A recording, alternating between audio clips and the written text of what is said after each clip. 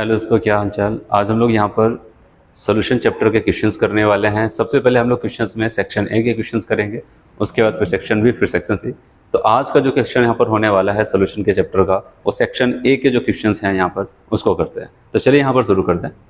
तो सबसे पहले अगर हम लोग बात करते हैं सेक्शन ए में, आपका पहला क्वेश्चन जो आपके सामने आया है वो आपको बताया गया कि solubility of a gas decreases in a liquid bye. अगर कोई गैस है, ठीक है, हम उसको लिक्विड में डिसॉल्व करने जा रहे हैं कि आखिर ऐसा क्या करें कि उसकी सॉल्युबिलिटी डिक्रीज कर जाए। तो आपको पता है कि पहला ही ऑप्शन यहाँ पर बताया गया है कि इंक्रीज द टेम्परेचर। तो आपको पता होना चाहिए जब गैस को हम लिक्विड में डिसॉल्व करते हैं तो इस प्रोसेस को कहा जाता है एक एक्सोथर्मिक प्रोसेस होता है अकॉर्डिंग टू ले चैटेलियस प्रिंसिपल्स। अगर हम लोग बात करते हैं तो आपको पता है कि गैस अगर घुलेगी तो खुद हीट को बाहर निकालती है। अगर बाहर से आप हीट देना शुरू कर देंगे तो उसकी सॉल्युबिलिटी क्या हो जाएगी, वहाँ पर डिक्रीज कर जाएगी। इसीलिए अगर सॉल्युबिलिटी को डिक्रीज करना है तो टेम्परेचर को आपको क्या करना पड़ेगा, वहाँ पर इंक्रीज करना पड़ेगा। कूलिंग करने पर आपको बताया टेम्परेचर में फर्क पड़े, वहाँ पर क्या हो, उसकी सॉल्युबिलिटी बढ़ जाती है। तो यहाँ पर अगर आपके पास कुछ है जिससे आप सॉल्युबिलिटी को डिक्रीज कर सकते हैं तो टेम्परेचर। चलिए अगला क्वेश्चन यहाँ पर देखते हैं। और नेक्स्ट क्वेश्चन में आपको यहाँ पर बताया गया 100 ml of liquid A and 25 ml of liquid B is mixed to give a solution which does not obey Raoult's law। याद रखना, कहा गया कि दो लिक्विड से एक 100 ml लिया गया और एक 25 ml लिया गया और राउल्ट्स लॉ को फॉलो नहीं कर रहा है।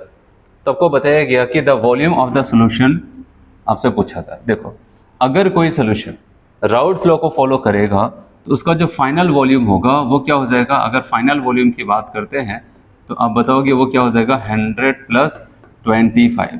ये 125 होना चाहिए था। ये कब होता, जब आपका क्या हो जाता है वहाँ पर वो आइडियल सोल्यूशन। क्योंकि आइडियल सोल्यूशन के केस में आपको पता है डेल्टा वी मिक्सिंग की वैल्यू क्या हो जाती है, 0।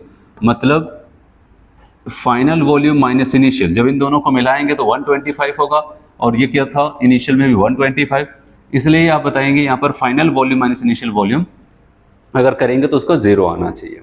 लेकिन ये आइडियल सोल्यूशन नहीं है क्योंकि आपको बताइए राउल्ट्स लॉ को फॉलो नहीं कर रहा है। तो अगर वो क्या हो जाता है कि इतना नहीं है तो मतलब डेल्टा वी की वैल्यू 0 नहीं आएगी। तो इसका मतलब दो पॉसिबिलिटीज हो सकती है, डेल्टा वी की वैल्यू, वी मिक्सिंग की वैल्यू ग्रेटर देन 0 भी हो सकता है और डेल्टा वी मिक्सिंग की वैल्यू लेस देन 0 भी हो सकता है, जो कि आपको पता है वहाँ पर कौन से नॉन आइडियल सोल्यूशन को इंडिकेट करता है।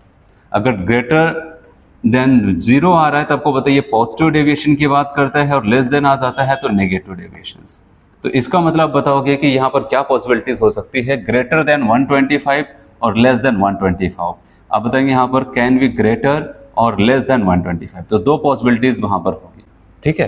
तो ऐसा कुछ यहाँ पर हो जाता है।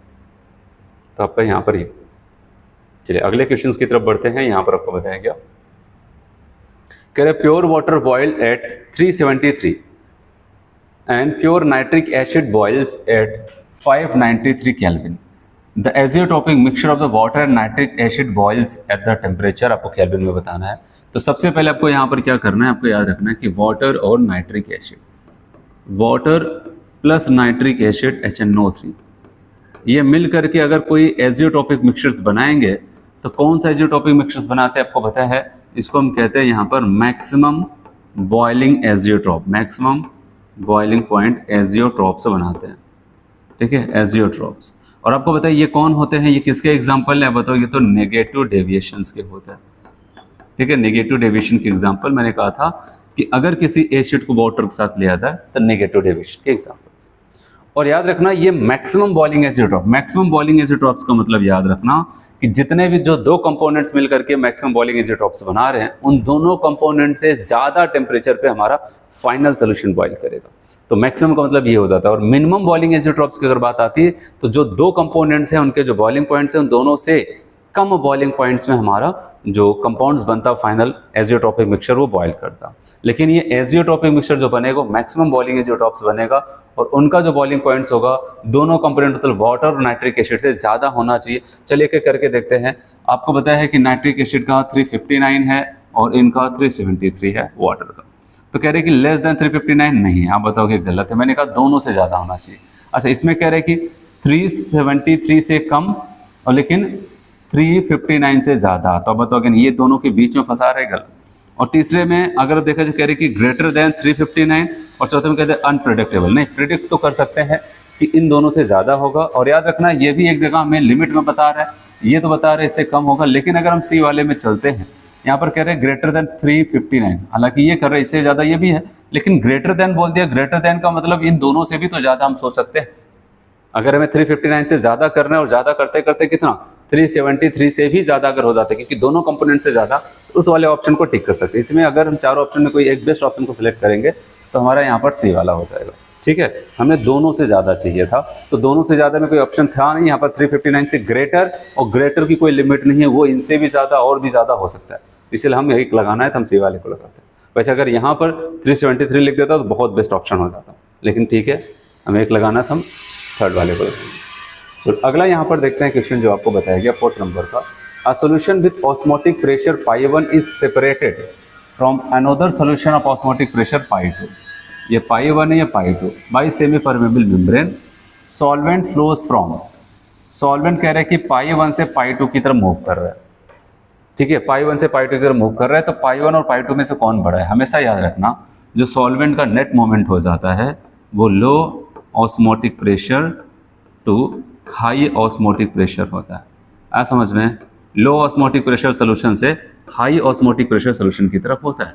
अगर वो कह रहे हैं कि π1 से π2 की तरफ हो रहा है, इसका मतलब ये कैसा रहा होगा लो, और ये कैसे रहे होंगे वहाँ पर हाई। तो इसीलिए आप बताओगे यहाँ पर अगर हम आते हैं तो हम कहेंगे बी वाले ऑप्शन को, जहाँ पर π1 को लो बताया गया है और π2 को हाई, तो बी वाला ऑप्शन आपका सही हो जाता है।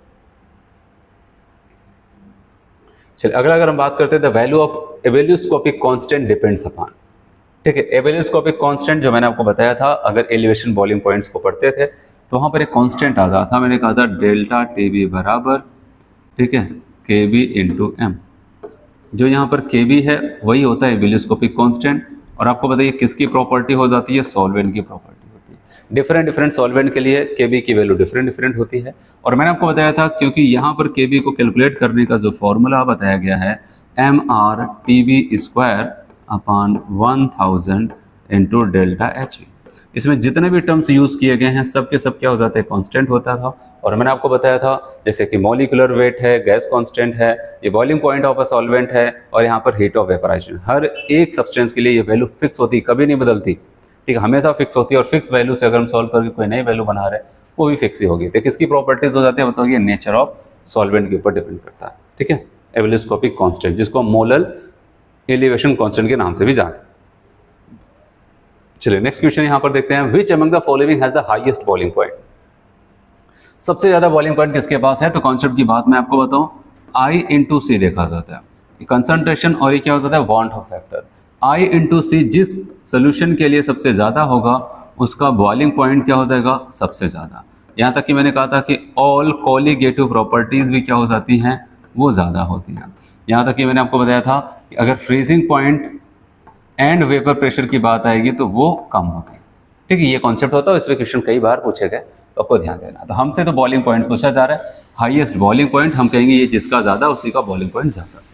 अगर सभी ऑप्शन देखें तो सी की वैल्यू सबका क्या है? सेम है। अगर कंसंट्रेशन सेम है तो अब क्या डिसाइड करेगा वहाँ पर? आई। और आपको बताया ग्लूकोज एक नॉन इलेक्ट्रोलाइट्स है तो इसके आई की वैल्यू 1। KCl में 1 + 1 - बन रहा है तो आप बताओ कि इसके आई की वैल्यू 2। ठीक है, और यहाँ पर अगर देखें Al3+ और 3NO3-, अब बताओगे 3 और 1 कितना हो जाएगा? 4, आई की वैल्यू 4। और यहाँ पर Na2SO4 2 और ये 1, तो आई की वैल्यू कितनी हो जाएगी आपकी? यहाँ पर 3। तो हमसे पूछा गया सबसे ज़्यादा बॉइलिंग पॉइंट्स हम कौन से ऑप्शन को लगाएंगे? यहाँ पर सी ऑप्शन को यहाँ पर लगा देते हैं। ठीक है, थर्ड ऑप्शन को। चलिए फिर आपसे पूछा गया which of the following has the maximum freezing points is. Maximum freezing point पूछा गया। अभी ऊपर कॉन्स्टेंट मैंने आपको बताया, I/C की वैल्यू जिसकी ज़्यादा होगी उसकी फ्रीजिंग पॉइंट कम होगी।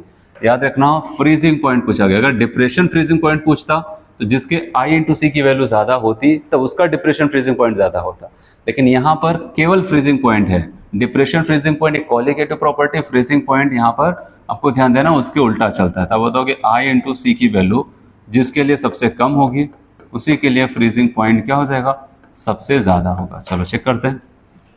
अगर हम देखते हैं हमारे पास प्योर वाटर है 0.1 मोलर कंसंट्रेशन के साथ NaCl है, 0.01 मोलर कंसंट्रेशन NaCl है, 0.5 मोलर NaCl है। अगर आप देखें इन तीनों सोल्यूशन में यहाँ पर सोल्यूट भी प्रेजेंट है और सॉल्वेंट तो हमारा एक्वस है, लेकिन पहला हमारा प्योर वाटर, और सबको पता होना चाहिए प्योर वाटर का जो फ्रीजिंग पॉइंट होगा वो सबसे ज़्यादा होगा। और वाटर में अगर कोई भी नॉन वोलेटाइल सॉलिड को डालते जाओगे तो फ्रीजिंग पॉइंट धीरे धीरे धीरे डाउन होता चला जाता है। तो अब बताओ कि इसमें कौन सा ऑप्शन लगाएंगे हम लोग? फर्स्ट। ये सब तो सोल्यूशन इसमें सोल्यूट प्रेजेंट है चाहे जितनी कंसंट्रेशन हो, लेकिन प्योर वाटर उसकी बात ही अलग है।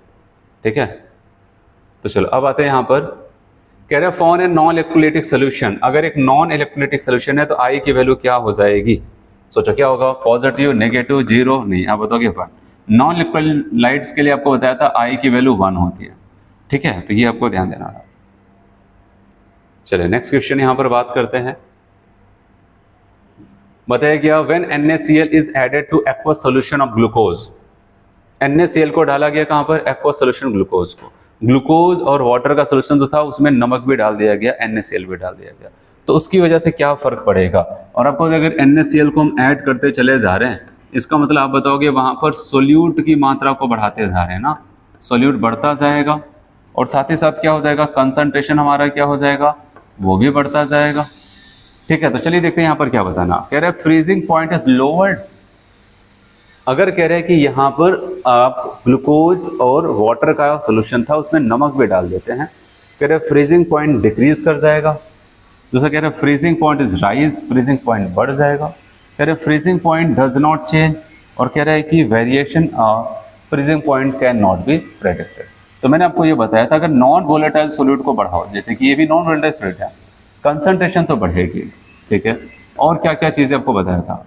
बॉइलिंग पॉइंट्स भी बढ़ जाएगा, बताया था वेपर प्रेशर क्या हो जाएगा? वो घट जाएगा। अच्छा, फ्रीजिंग पॉइंट भी आपको क्या बताया था? वो घट जाएगा।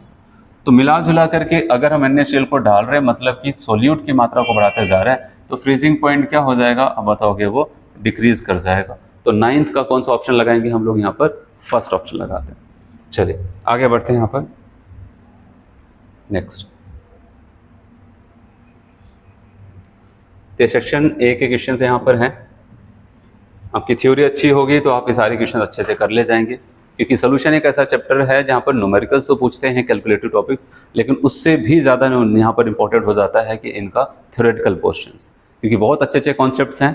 और ये मान के चलो अगर नीट जैसे एग्जाम्स की हम लोग बात करते हैं 2 से 3 क्वेश्चन आता है।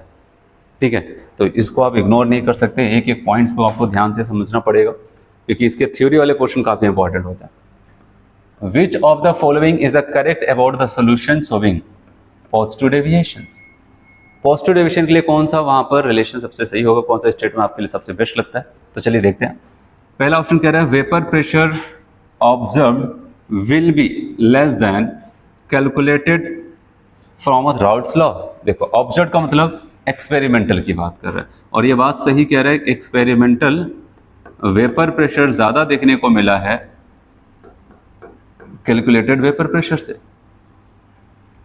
ठीक है, और यहां पर आपको यह बताया गया कि vapour pressure observe will be, अच्छा यहां पर उल्टा कह रहा है, वेपर प्रेशर ऑब्जर्व का मतलब क्या बताया अभी आपको? कैलकुलेटेड, ये कम हो रहा है और कैलकुलेटेड वाले की तुलना में। तो आप बताओगे नहीं, हमें ये पता है पॉजिटिव डेविएशन में एक्सपेरिमेंटल, एक्सपेरिमेंटल का दूसरा हम कह सकते हैं observe is greater than calculated. तो पहला ऑप्शन क्या कह रहे हैं कि ये क्या करेंगे यहाँ पर? Minimum boiling azeotrope uniform. देखो अगर पॉजिटिव डेविएशन वाले की बात करते हैं तो ये बात सही कर रहे हैं कि पॉजिटिव डेविएशन सॉल्यूशंस में अगर हम क्या करते हैं वहाँ पर बाइनरी सॉल्यूशंस के अगर एक फिक्स रेशियो के साथ अगर हम मिक्सचर्स बनाएं तो वहाँ पर एजियोटॉप्स को बनाया जा सकता है। और कैसे एजियोटॉप्स बनाते हैं? पॉजिटिव वाले बताओगे मिनिमम बॉइलिंग एजियोटॉप्स, और नेगेटिव वाले मैक्सिमम बॉइलिंग। तो ये वाली लाइन तो यहाँ पर सही है। इसके अलावा अगर और ऑप्शन चेक करना चाहें तो डेल्टा एच मिक्सिंग की वैल्यू लेस देन 0 बता रहे हैं, लेकिन आपको बताया पॉजिटिव डेविएशन ग्रेटर देन, और delta we mixing greater than यहाँ पर लेस देन आ रहा है, तो आपको बताएंगे यहाँ पर बी वाला ऑप्शन करेक्ट है। चलिए अगला क्वेश्चन देखते हैं यहाँ पर। Which of the following statements true? कौन सा स्टेटमेंट आपको सही लग रहा है? Molarity of a solution independent of temperature. Molarity जो कि आपको पता है यहाँ पर N/V होता है, और जिसके पास वॉल्यूम का टर्म्स होगा वो डिपेंड करेगा, लेकिन कह रहे हैं इंडिपेंडेंट का है। फिर उसके बाद कहता है कि molality small m of a solution is independent of temperature. ये सही कह रहा है, क्यों? क्योंकि N/W होता है, तो यहाँ पर कोई भी वॉल्यूम का टर्म्स नहीं है, तो ये डिपेंड नहीं करेगा। ये लाइन सही बोल रहा है। अगला देख लेते हैं, मोल fraction of solute is dependent on temperature. गलत, क्योंकि इसमें भी वॉल्यूम का टर्म्स नहीं है। द यूनिट ऑफ मोलैलिटी मोल पर डेसीमीटर क्यूब, मतलब डेसीमीटर का मतलब वॉल्यूम, ये मोलैरिटी की यूनिट बोलेंगे कैपिटल एम की, लेकिन उन्होंने स्मॉल एम कहा है, तो ये भी गलत हो जाता है। तो चलिए यहाँ पर सेकेंड वाला ऑप्शन करेक्ट था। नेक्स्ट क्वेश्चन पे आते हैं। बताया गया कि यहाँ पर आपको an azeotropic mixture, azeotropic solution of two liquid has a boiling points lower than either of the boiling points of the two liquids। कह रहे हैं कि एक एजियोट्रॉपिक मिक्सचर है जिसका बॉइलिंग पॉइंट दिए गए दोनों लिक्विड से कम है। ठीक है, देख रहे हैं कि lower than either of the boiling points of the two liquid. तो दोनों लिक्विड सोल्यूशन से क्या हो जाता है, लिक्विड कंपोनेंट से कम है, और कम होने का मतलब होता है कौन सा, यहाँ पर मिनिमम बॉइलिंग एजियोट्रॉप्स की बात कर रहे हैं। ठीक है, मिनिमम बॉइलिंग एजियोट्रॉप्स की बात कर रहे हैं। और मिनिमम बॉइलिंग एजियोट्रॉप्स को कौन बनाता है, अब बताओ कि मिनिमम बॉइलिंग पॉइंट एजियोट्रॉप्स की बात कर रहे हैं, और इसको कौन बनाता है, पॉजिटिव डेविएशन। ठीक है, पॉजिटिव डेविएशन इसको बनाता है। तो चलिए, तो अब बताओगे सोर्स पॉजिटिव डेविएशन। तो 12 तक आपका कौन सा सही हो जाएगा, यहाँ पर बी वाला ऑप्शन आपका 12 का सही हो जाता है। चलिए नेक्स्ट देखते हैं यहाँ पर अगला क्वेश्चन। अगले में आपको कहता है 13 में, what would be the osmotic pressure at 25 degree C of an aqueous solution containing 1.95 gram of the sucrose इतना present in 150 ml of the solution. ठीक है, तो आपको यहाँ पर ये कह रहा है कि what would be the osmotic pressure. Osmotic pressure क्या हो जाएगा, 25 degree C of an aqueous solution containing 1.95। आपको मास दे दिया है, वॉल्यूम दे दिया है, और उसके सुक्रोज है, मॉलिकुलर वेट हमें पता है सुक्रोज का 342, और पूछा जा रहा है यहाँ पर ऑस्मोटिक प्रेशर। तो 13 नंबर का जो क्वेश्चन है, अगर इसको हम लोग देखें तो पाई बराबर हमारे पास फॉर्मूला ICRT होता है। ग्लूकोज के लिए आई की वैल्यू 1, और सी को अगर ओपन करें, याद रखना वहाँ पर क्या हो जाएगा। अब मैं डायरेक्ट यहाँ पर फॉर्मूला लिख दूँ, चलो वैल्यू रखते हैं। ठीक है, मास ऑफ सॉल्यूट इंटू 1000 अपान, उसके बाद क्या हो जाएगा, मॉलिकुलर वेट 342 इंटू वॉल्यूम कितना है 150। ये सी की वैल्यू हो गई, कंसंट्रेशन आप जाता है ना मोलैरिटी, इंटू आर की वैल्यू 0.083 इंटू टी। और हमेशा याद रखना टेम्परेचर हमें किस में रखना है, केल्विन में, कभी भूल करके डिग्री सी में मत रखना, केल्विन में कन्वर्ट करो तब रखो। आप यहाँ पर क्या करते हैं, 273 ऐड कर देंगे, 25 298 केल्विन आ जाता है।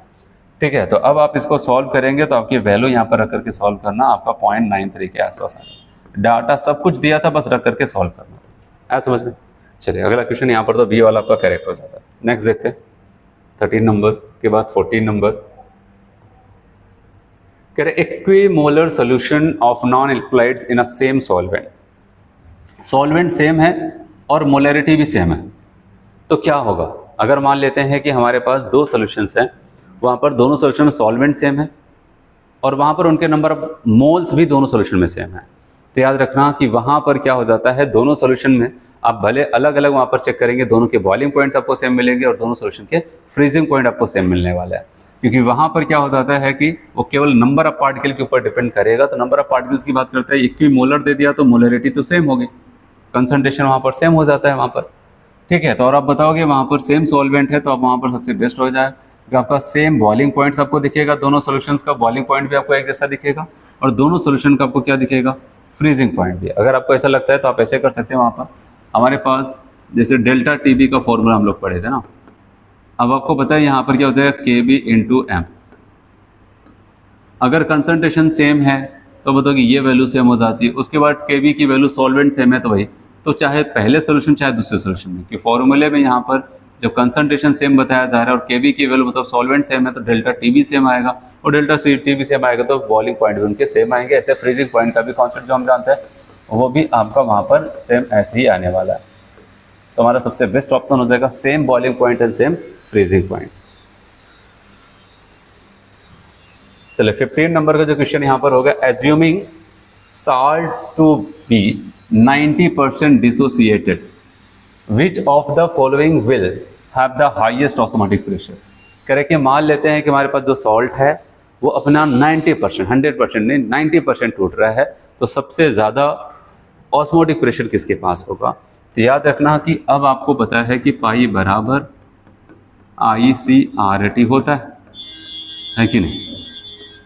तो वहाँ पर हमें पता चलो ठीक है 90% टूट रहे, सबकी कंसंट्रेशन मान लेते हैं जो भी सेम रही होंगी जैसे भी, क्योंकि सब बराबर टूट रहे होंगे। अब यहाँ पर आई का रोल हम लोग देखने वाले हैं। देखो सबको बताया गया डेसीमोलर डेसीमोलर डेसीमोलर, 3 ऑप्शंस में। तो अगर हम इनके साथ आते हैं तो आपको बताया यहाँ पर 3 और 2 5, टोटल आई की वैल्यू यहाँ पर कितनी आ जाएगी। अगर आप वैसे भी देखेंगे अल्फ़ा 90% वहाँ पर करके आप देखेंगे तो आपको यहाँ पर मैक्सिमम, जहाँ पर, क्योंकि आपको ये पता होना चाहिए कि सबके लिए परसेंटेज सेम है, ठीक है। अगर हम 100% ही मान लेते तो आपको बताइए यहाँ पर आई की वैल्यू सबसे ज़्यादा यहीं पर आती, क्योंकि इनके एन की वैल्यू कितनी है 5 है, जबकि इनके एन की वैल्यू कितनी है 3 है, इनके एन की वैल्यू भी 3 है। तो मान लेते हैं अगर 90 नहीं 100% मान लेते हैं राउंड फिगर करके, क्योंकि हमें कोई कैलकुलेशन नहीं करना। यहाँ पर 5 के आसपास आ जाएगा इनके लिए आई की वैल्यू, ये कितना आ जाएगा 3 के आसपास, और ये भी क्या हो जाएगा 3 के आसपास, ठीक ऐसे आ जाता है। तो आपका सबसे ज़्यादा जो हो जाएगा यहाँ पर आई इंटू सी की वैल्यू जो आएगी वो पहले वाले में आएगा। लेकिन यहाँ पर भी देख लेते हैं, चौथा वाला ऑप्शन कहता है solution obtain by mixing equal volumes of B and C and of filtering. कह रहे अगर वी और सी दोनों को मिला दिया जाए क्या 3 3 6 हो जाएगा, ऐसा कुछ नहीं। तो आप बताओगे वहाँ पर अगर हम इसको मिलाते हैं तो साथ साथ वॉल्यूम भी तो बढ़ जाएगा, वहाँ पर यूनिट वॉल्यूम यहाँ पर इनके आयंस के नंबर भी सेम ही देखने को मिलेगा। इसीलिए हम याद रखना है यहाँ पर हम किसको लगाएंगे, ए वाले को टिक करते हैं, ये हमारा सबसे सही ऑप्शन होगा। चलिए अगला क्वेश्चन देखते हैं। यहाँ पर कह रहे arrange the following aqueous solution in order of their increasing boiling point. Boiling point की बात कर रहे हैं आपके पास, फिर से वही कॉन्सेप्ट, आई इंटू सी, जिसका ज़्यादा उसका बॉइलिंग पॉइंट भी ज़्यादा, आई इंटू सी जिसका ज़्यादा उसका बॉइलिंग पॉइंट भी ज़्यादा हो जाता है। चलिए अगर हम यहाँ पर देखते हैं, यहाँ पर कंसंट्रेशन का कितना है 0.04, और यहाँ पर ये अगर इनके आई की वैल्यू देखते, आई की वैल्यू तो 2 आ जाती है ना, और यहाँ पर 2 इंटू आप ऐसा कह सकते हैं आई इंटू सी देखेंगे, आप ऐसा लिख सकते हैं यहाँ पर 2 इंटू 10 की पावर -4, ऐसे आई इंटू सी की वैल्यू में बता रहा हूँ, ठीक है। ये इनके लिए अगर देखें यूरिया है, यूरिया के लिए आई की वैल्यू कितनी चलती है 1, तो आई इंटू सी की वैल्यू आपका क्या हो जाएगा 1 इंटू 10 की पावर -3। इनके लिए आते हैं आई की वैल्यू 2 और 3, तो इनके लिए अगर देखेंगे 3 इंटू 10 की पावर -3। इनके लिए देखेंगे आई की वैल्यू 2, और ये क्या हो जाएगा 2 इंटू 10 की पावर -3, ऐसा हो जाता है। तो सबसे बड़ी वैल्यू आपकी कौन सी आ जाएगी, अगर आप देखो, अगर आप इसको भी 3 के पावर के साथ लिखेंगे तो ये आपका आ जाएगा 0.2 इंटू 10 की पावर -3, बताओ ऐसे तो लिखेंगे। तो सबसे बड़ी वैल्यू आपको थर्ड वाले में दिख रहा है, तो बताओ कि थर्ड वाले में एक ऑप्शन यहाँ पर आपको आगे दिख रहा है। उसके बाद आपको कौन सा दिख रहा है थर्ड वाले के बाद, अगर हम देखते हैं यहाँ पर 2 इंटू 10 की पावर -3 फोर्थ वाला, फिर उसके बाद याद रखना ये 1 इंटू 10 की पावर -3 ये 0.2 है, तो ये ज़्यादा होगा ना, भले यूरिया है। तो बताओ कि सेकेंड और सबसे कम कौन हो जाएगा फर्स्ट। तो यहाँ पर सबसे ज़्यादा बॉइलिंग पॉइंट्स का या फिर बॉइलिंग पॉइंट ऑर्डर अरेंज करेंगे तो आपको ऐसा देखने को मिलता है।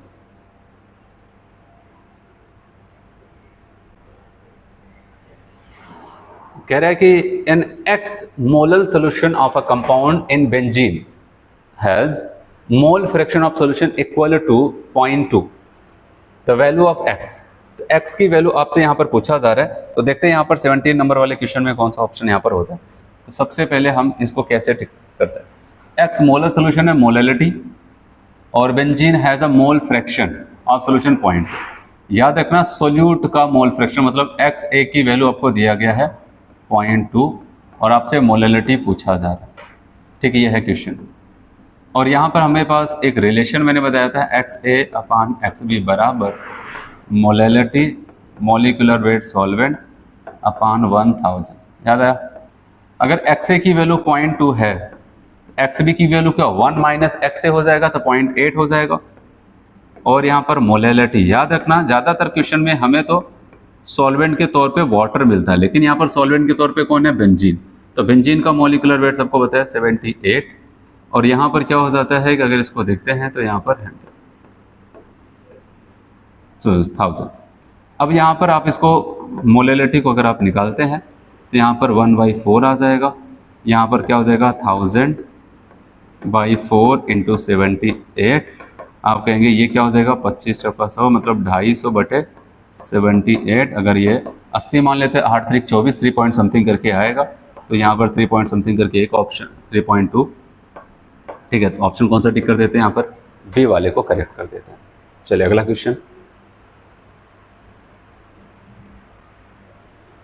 पूछा गया, a mixture of a two liquids A and B having boiling points of A 70 degree C, चलो the boiling point of B is 100 degree C, distilled at 101.2 degree C as a single liquid of the mixture. देखो single liquid का मतलब पता है ये किसकी बात कर रहा है, इंडिकेट कर रहा है एजियोट्रॉपिक मिक्सचर। एजियोट्रॉपिक मिक्सचर की खास बात होती है दो लिक्विड ऐसा फिक्स रेशियो के साथ मिलाया जाते हैं, वो मिलकर के एक नया लिक्विड को जन्म देता है, ऐसा मिल जाता है। और वो नए लिक्विड में क्या हो जाता है, दोनों कंपोनेंट का सेम बॉइलिंग पॉइंट्स हमें देखने को मिलता है। तो नया लिक्विड्स की बात आ रही है, तब यहाँ पर ध्यान देना, इनका कितना है 100, इनका कितना है 70। दोनों कंपोनेंट के बॉइलिंग पॉइंट्स को हमने देखा 70 और 100 है, और जो हमारा नया एजियोट्रॉपिक मिक्सचर्स बना है वो इन दोनों से ज़्यादा है। दोनों कंपोनेंट से ज़्यादा होने का मतलब आपको पता है क्या इंडिकेट करता है, ये मैक्सिमम बॉइलिंग एजियोट्रॉप्स है। मैक्सिमम बॉइलिंग एजियोट्रॉप्स मतलब दोनों कंपोनेंट से ज़्यादा बॉइलिंग पॉइंट्स पे। अब बताओ कि हमने इसको पकड़ लिया, ये मैक्सिमम बॉइलिंग पॉइंट एजियोट्रॉप्स हो जाता है। और मैक्सिमम बॉइलिंग पॉइंट एजियोट्रॉप्स को कौन बनाता है, नेगेटिव डेविएशंस। तो बताओगे ये नॉन आइडियल सोल्यूशन तो है, लेकिन पॉजिटिव डेविएशंस नहीं, non ideal solution having negative deviation, क्योंकि एजियोट्रॉपिक मिक्सचर्स को कौन बनाता है, नॉन आइडियल, आइडियल वाले नहीं बनाते। ठीक है, ये सब थ्योरेटिकल क्वेश्चंस हैं, केवल फॉर्मूला रटने से, न्यूमेरिकल करने से ही इससे ये साबित नहीं हो जाता कि आपका चैप्टर बहुत स्ट्रॉन्ग है। ठीक है, थ्योरेटिकल पोर्शन पे भी आपको अच्छी पकड़ बनानी पड़ेगी। Correct order of freezing point, freezing point मतलब किसके उल्टा चलने वाला है, ये जिसके I इंटू सी की वैल्यू कम, उसी की फ्रीजिंग पॉइंट क्या हो जाएगा, ज़्यादा। इस कॉन्सेप्ट के साथ चलना है। चलिए इनके लिए अगर चलते I इंटू सी, आपको पता है यहाँ पर I की वैल्यू 1, पहले I लिख देता हूँ, C की वैल्यू 0.1 है। चलिए इनके पास चलते हैं, I की वैल्यू यूरिया 1 इंटू 0.2, इनके पास चलते हैं। अब बताओगे यहाँ पर I की वैल्यू देखो NaCl के लिए कितना, 2 इंटू 0.1, इनके पास चलते हैं CaCl2 2 और 3, 3 इंटू 0.05। अगर इसको करेंगे तो 0.1, ये 0.2, ये 0.2, ये 5 दिया 15 पॉइंट आपका 15। तो सबसे बड़ी वैल्यू सबसे छोटी वैल्यू के हिसाब से अगर हम इसको देखें तो यहाँ पर हमसे क्या पूछा गया है, I इंटू सी की वैल्यू जिसके लिए सबसे कम, किसके लिए सबसे कम है बताओ। अब बताओ कि पहले वाले के लिए 0.1 ही है, तो इसके लिए क्या हो जाएगा, अब बताओगे सबसे ज़्यादा फ्रीजिंग पॉइंट। उसके बाद इनसे थोड़ा सा ज़्यादा ये है, अब बताओ कि 4। फिर ये दोनों के बारे में सोचो, ये दोनों तो बराबर है ना, इसलिए बराबर कर दिया गया। आपका कौन सा ऑप्शन, याद रखना जो कॉलिगेटिव प्रॉपर्टीज़ बॉइलिंग पॉइंट को जैसे चेक करते हैं उसके उल्टे तरीके से इसको चेक करना, क्योंकि ये फ्रीजिंग पॉइंट पूछा जा रहा है। तो आप बताएंगे थर्ड वाला आपका करेक्ट हो जाएगा। चलिए नेक्स्ट देखते हैं। यहाँ पर पूछा गया boiling point of 0.1 molar AB2 which is 10% dissociated aqueous medium KB, आपको इतना दिया गया, ऐसे टूट रहा है। तो आपको बताया अगर AB2 को हम तोड़ेंगे तो A2 प्लस और 2B माइनस में टूटेगा। और यहाँ पर देखना ये हमें अल्फ़ा की वैल्यू दे रहे हैं, तो अल्फ़ा बराबर आपको सीखा है I-1 N-1 ना। और अल्फ़ा की वैल्यू कैसे निकालो, कितना टूटा है 10%, कितना रहा होगा, परसेंटेज की बात है तो 100, तो बताओगे यहाँ पर आ जाएगा 0.1। ठीक है, तो यहाँ पर आ गया 0.1 बराबर I-1 अपन N की वैल्यू बताओ कौन है, इनके लिए कितना आ जाएगा, N की वैल्यू 2 और 1 3, 3-1, तो आपको यहाँ पर बचेगा 2, तो यहाँ पर 0.2 आ जाएगा, I बराबर आ जाएगा 1.2, ये 0.2 हो जाएगा, 1 जाकर यहाँ पर ऐड हो जाएगा 1.2, I की वैल्यू इतनी आ गई। और हमसे क्या पूछा गया यहाँ पर, बॉइलिंग पॉइंट्स। पहले हम एलिवेशन बॉइलिंग पॉइंट्स को चेक करते हैं। डेल्टा टीवी बराबर आपको पता है KB इंटू M हो जाता है, लेकिन I ही होगा। I की वैल्यू कितना रखोगे, 1.2, डायरेक्ट फॉर्मूला लिख रहा हूँ, डेल्टा टीवी बराबर I into KB into M। KB की वैल्यू 0.52 और M की वैल्यू 0.01। अच्छा, कभी कभार ऐसा कोई कंफ्यूज हो सकता है, सर यहाँ पर तो कैपिटल M लिख दिया, फॉर्मूला स्मॉल m होना चाहिए। देखो अगर कुछ नहीं होता तो हम वहाँ पर वही रख देते जो आपको दिया गया, क्योंकि या तो हमें डेंसिटी वगैरह दे, फिर हम वो वाला रिलेशन से वहाँ पर कैपिटल M से स्मॉल m की वैल्यू को फाइंड आउट करें, उसके बाद इतना तामझाम करके रखें। अगर ऐसा कुछ इन्फॉर्मेशन नहीं देता है तो हम उसी को स्मॉल m की यहाँ पर रख देते हैं। आया समझ में, वहाँ पर टेंशन नहीं लेना है कि यहाँ पर तो कैपिटल M लिख दिया, आप बताओ क्या करें, तो इसका कुछ नहीं। अब चलो यहाँ पर डेल्टा टी भी आप जब हम कैलकुलेट करते हैं ना, यहाँ पर अब देखेंगे 12 पंचे 60 हो जाएगा और यहाँ पर 0 आप बताएंगे यहाँ पर लगभग 0.006 के आसपास आ जाता है। ठीक है, ये डेल्टा टी बी है और डेल्टा टी बी बराबर हम लोग क्या जानते हैं, अब बताओगे T B minus T B not. ये तो रिलेशन सोल्यूशन के बॉइलिंग पॉइंट में से क्या कर देते थे, सॉल्वेंट का बॉइलिंग पॉइंट घटा देते थे। और हमसे इस बार सॉल्यूशन का पूछा जा रहा है तो डेल्टा टी बी बराबर, अब बताओगे T B not plus delta T B. आपको पता है वाटर की बात चल रही है, ऑप्शन अभी किस में है, केल्विन में। वाटर 100 डिग्री सी पे बॉईल करता है, केल्विन में बोले तो 373 डिग्री सी प्लस, और यहाँ पर डेल्टा टी बी की वैल्यू कितनी आई है, आप बताओगे 0.006। तो आप बताओगे यहाँ पर 373.006 के आसपास का आंसर लगाएंगे, इतना केल्विन। तो हमारा कौन सा ऑप्शन हो जाएगा, बी वाला ऑप्शन यहाँ पर करेक्ट हो जाएगा। ठीक, चले आगे बढ़े।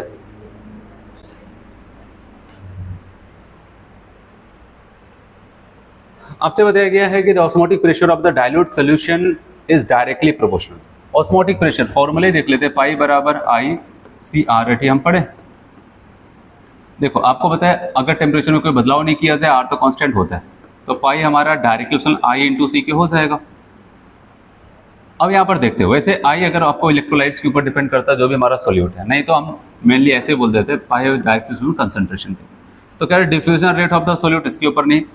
आयनिक कंसंट्रेशन की बात कर रहे हैं, ये तो अच्छा लग रहा है। बॉइलिंग पॉइंट कोई मतलब नहीं, flow of the solvent solution नहीं। आप बताओ कि इसमें एक ऑप्शन सेलेक्ट करना, कौन सा, कंसंट्रेशन बोल दे या फिर आयनिक कंसंट्रेशन बोल दे, तो हम बी वाले ऑप्शन को टिक करते हैं, क्योंकि पाई बराबर सी आर टी, तो पाई डायरेक्टली प्रोपोर्शनल सी के हो जाएगा। ठीक है, अगर आयनिक है तो कितने आई हैं उस बात पर भी डिपेंड करने लगेगा।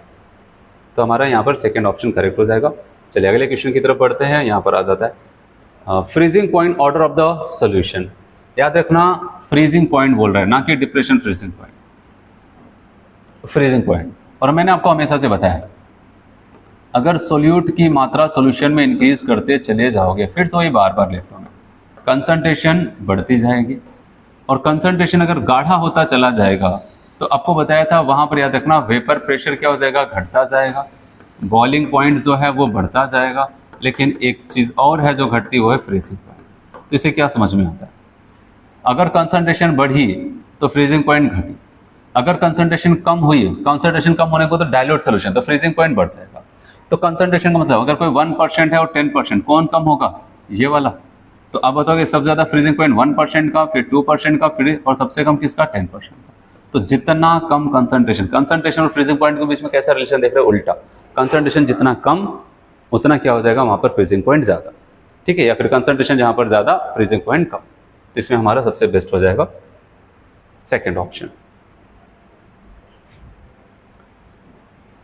आपसे बोला जा रहा है molarity of pure water. Pure water की अगर हम बात करते हैं उसकी मोलैरिटी आपको पता है, वैसे याद होना चाहिए 55.55 मोलर हो जाते हैं, फिक्स होता है, कांस्टेंट होता है। वैसे अगर हम देखें, मान लेते हैं अगर हमें यहाँ पर क्या कर दिया जाता है, 1 लीटर वाटर दे दिया जाए, तो आपको पता है इसका मास कितना हो जाएगा, 1000 ग्राम। तो मोलैरिटी बराबर अगर हम देखेंगे वाटर का मास 1000 अपान मॉलिकुलर वेट 18, और वॉल्यूम के हिसाब से देखा जाए पूरा सोल्यूशन भी वही है, तो 1 आ जाएगा। आप बताइए 1000 अपान 18 करेंगे तो 55.55, ये आपको ऑलवेज मिलेगा। इसलिए हमेशा याद होना चाहिए वाटर चाहे 1 ड्रॉप दे, चाहे 1 लीटर दे, चाहे आधा लीटर दे, कुछ भी चाहे जितना अमाउंट दे दे, वाटर की जो कंसंट्रेशन हो जाती है वो फिक्स हो जाती है, कितने 55.55 होता है। एक प्योर वाटर की बात हो रही है।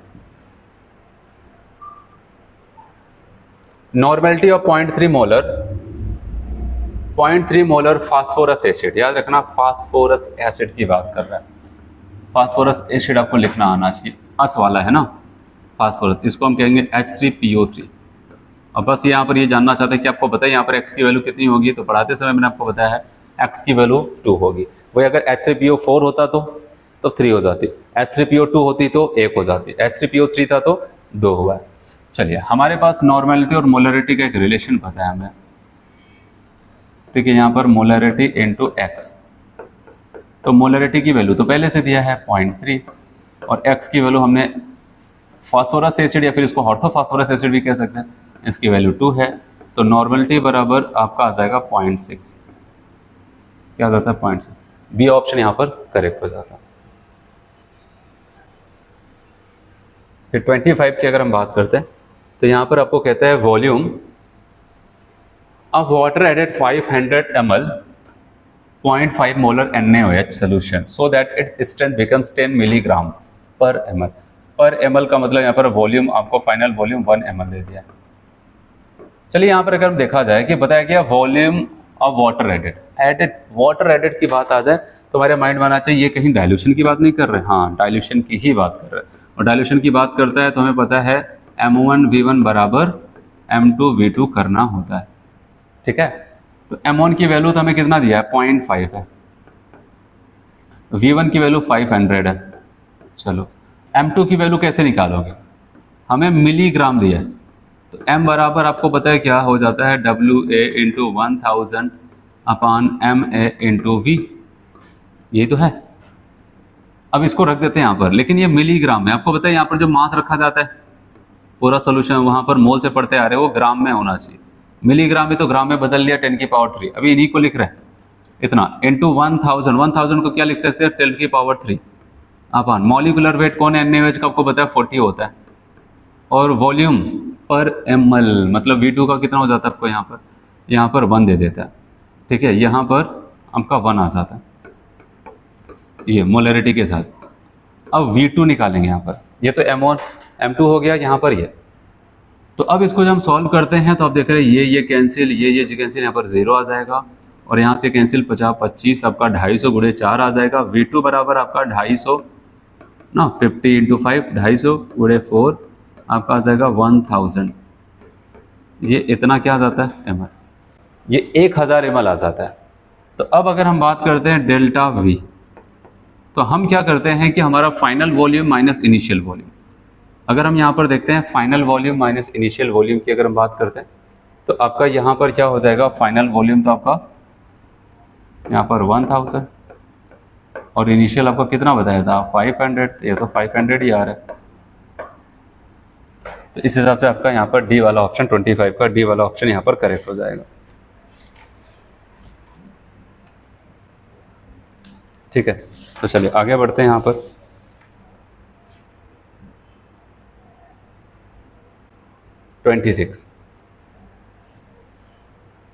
और जब 26 की बात करते हैं तो यहाँ पर बताया कि how much water should be added to 200 cc of semi normal solution of NaOH to make exactly deci normal. तो कह रहे हैं वहाँ पर अगर डेसी नॉर्मल बनाना है, और डेसी नॉर्मल का आपको मतलब पता है वहाँ पर अगर डेसी नॉर्मल की बात करते हैं तो n/10 की बात कर रहा है, ठीक है, ऐसा कुछ। तो चलिए एक बार फिर से how much water should be added मतलब डाइल्यूशन का केस है, तो यहाँ पर हम फिर से वही लिखते हैं M1V1 बराबर M2V2। अच्छा नॉर्मेलिटी के साथ दिया ना डेसी नॉर्मल, तो कोई बात नहीं, यहाँ पर अब हम क्या कर देते हैं नॉर्मेलिटी के साथ इसको लिखते हैं, कहेंगे N1V1 बराबर N2V2।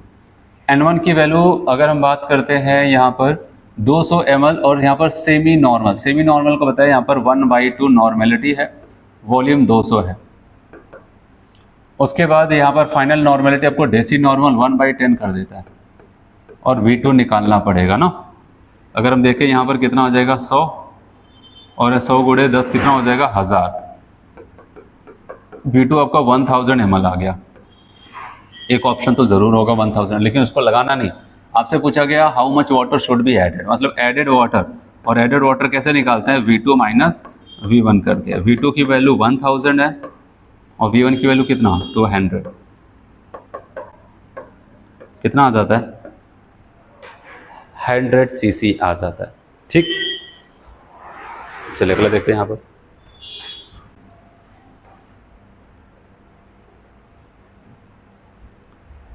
The osmotic pressure of the decimolar solution of urea at 27 degree से ऑस्मोटिक प्रेशर पूछा जा रहा है, और यहाँ पर देखना ये सब टर्म यूज कर रहा है डेसीमोलर।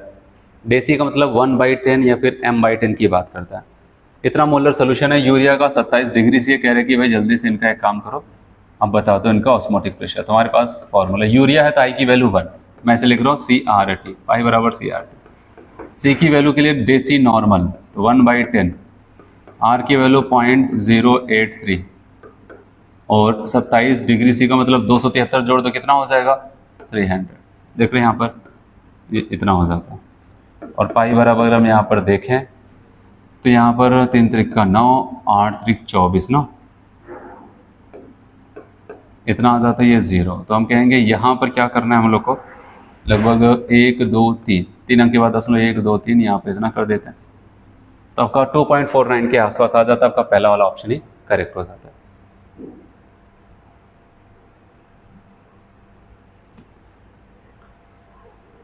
चलिए यहाँ पर एक क्वेश्चन है कि 2 bottles A and B contain 1 molar and 1 molar aqueous solution, density 1 ग्राम पर ml है, सल्फ्यूरिक एसिड रेस्पेक्टिवली। तो बताइए कि A is more concentrated than B, B is more concentrated than A, concentration A और B का बराबर होगा। It is not possible to compare the concentration. याद रखना यहाँ पर अगर ऐसा आता है, आपको एक बात का ध्यान देना, अगर मैं यहाँ पर 1 मोलर लिख देता हूँ और यहाँ पर 1 मोलर लिख देता हूँ, 1 मोलर, तो 1 मोलर में याद रखना यहाँ पर क्या हो जाता है कि अगर मान लेते पूरा सोल्यूशन ऐसे एक एग्जांपल के तौर, क्योंकि डेंसिटी 1 है, 1000 ml का सोल्यूशन, 1000 ml, ये सोल्यूशन की बात करता है।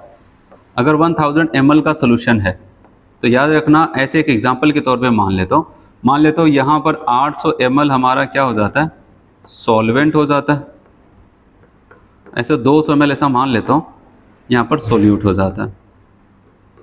तब ये दोनों मिल करके 1000 के बराबर हो। लेकिन अगर ये 1 मोलर है स्मॉल m, तो अगर मान लेते हैं यहाँ पर सॉल्वेंट, अगर उसकी डेंसिटी 1 है, तो मान लेते हो अगर यहाँ पर सॉल्वेंट हमारा 1000 ग्राम या फिर इसको समझ लेते हैं 1000 ml है, ये हमारा केवल अभी सॉल्वेंट है। इसमें अब क्या हो जाएगा, ऐसे मान लेते हैं 200 ml हमारा सोल्यूट प्रेजेंट है।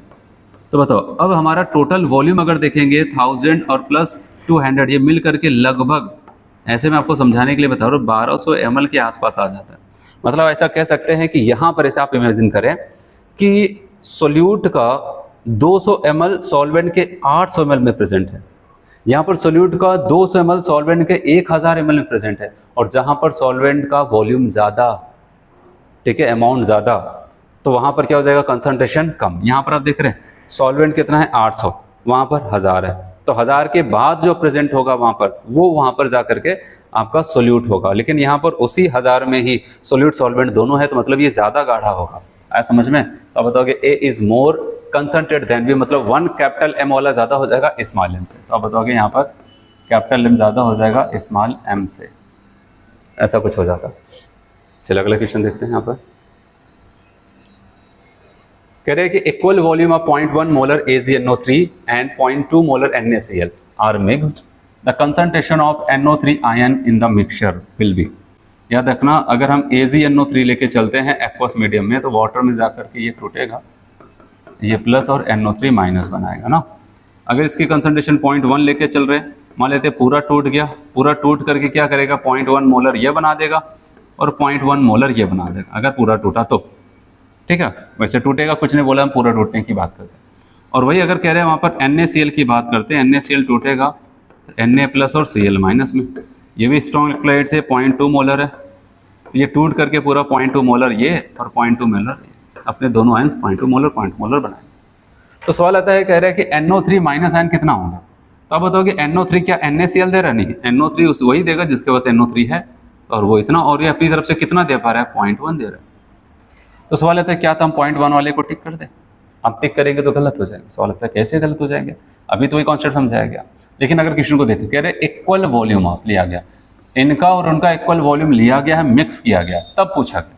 अगर इक्वल वॉल्यूम है तो हम कह सकते हैं V वॉल्यूम में इसके इतने मोल थे। जैसे अगर हम मान लेते हैं 1 लीटर में, मोलरिटी का मतलब क्या हो जाता है, आपको पता है कि 1 लीटर में सोल्यूट के जितने मोल, अगर मैं कह रहा इतना मोलर है तो आप कह सकते हैं इसके 1 लीटर में सोल्यूशन के इसके इतने मोल थे।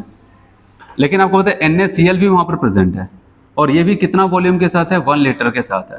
तो NaCl इसके NO3 माइनस आयन के ऊपर कुछ फर्क तो नहीं डालेगा, लेकिन जितना वॉल्यूम इनका है उतना वॉल्यूम NaCl का भी है, तो जाकर के वॉल्यूम डबल हो जाएगा। जैसे 1 लीटर ये थे, 1 लीटर ये थे, पहले 1 लीटर में NO3 अकेले रहता था, ठीक है, NO3 1 लीटर में रहता था, इनके साथ रहता था, तो हम कहेंगे इसके इतने मोल 1 लीटर में थे। लेकिन अब उसी में हमने 1 लीटर NaCl डाल दिया, अब पूछा जाए टोटल वॉल्यूम कितना, 2 लीटर का हो गया। अब इसके मोल्स कितने होंगे, अब भी उतने होंगे 0.1। तो पहले 0.1 1 लीटर में था, लेकिन अब 0.1 कितने लीटर में हो जाएगा, 2 लीटर में। तो अब जो कंसंट्रेशन इसकी होगी तो हम कहेंगे कि मोल कितना होगा, 0.1 ही होगा। लेकिन अब आपको पता है इसका वॉल्यूम और इसका वॉल्यूम 1 1 कितना हो जाएगा, 2, मतलब डबल हो जाएगा। अब ये का 0.05। तो कहने का मतलब इस क्वेश्चन का जो मेन कॉन्सेप्ट था कि NaCl को क्यों डाला गया है, बस इसके लिए कि आप क्या ये कॉन्सेप्ट समझ पाएंगे कि NaCl जाकर के वॉल्यूम को डबल कर देता है, और वॉल्यूम डबल होगा तो कंसंट्रेशन क्या हो जाएगी, आधी हो जाएगी, क्योंकि वॉल्यूम और कंसंट्रेशन के बीच में कैसा रिलेशन, इनवर्स का। अगर वो NaCl ना डाल करके कह देते इतना वाटर डाल दिया, तब भी बात वही होती, ठीक है, वॉल्यूम बढ़ जाता और कंसंट्रेशन घट जाएगी। तो इसलिए हमारा यहाँ पर सेकेंड ऑप्शन था। चलो अगला पढ़ते हैं। If Raoult's law is obey, the vapour pressure of the solvent in a solution is directly proportional to, याद रखना क्वेश्चन को बहुत अच्छे से समझना है। राउट्स लॉ अगर कहीं पर फॉलो किया जा रहा है, वेपर प्रेशर ऑफ, याद रखना सॉल्वेंट बोल रहे, क्या बोल रहे हैं, सॉल्वेंट, ऐसा नहीं सॉल्यूट बोल करके उसी में कूद पड़े, in a solution is directly proportional to. देखो राउल्ट्स के हिसाब से पी ए डायरेक्टली किसके हो जाएगा, एक्स है। अगर ए को मान लेते सोल्यूट है, सोल्यूट का वेपर प्रेशर सोल्यूशन में सोल्यूट की मोल फ्रैक्शन के डायरेक्टली होगा। ऐसे अगर मान लेते बी हमारा सॉल्वेंट है, तो बी भी किसके डायरेक्टली प्रोपोर्शनल, बी के मोल फ्रैक्शन। वही बोला गया कि वेपर प्रेशर क्या हो जाएगा, सॉल्वेंट का इन अ सोल्यूशन क्या हो जाएगा, सॉल्वेंट के ही मोल फ्रैक्शन के डायरेक्टली होगा। तो पहले ऑप्शन में मोल फ्रैक्शन ऑफ द सॉल्वेंट, पहला ऑप्शन ही यहाँ पर ये लिखा कि इसको टिक करते हैं। दूसरे में सोल्यूट बताया कि ऐसे ऐसे, तब बताओ यहाँ पर पहला ऑप्शन 30 का करेक्ट हो जाएगा। चलिए आगे देखते हैं यहाँ पर।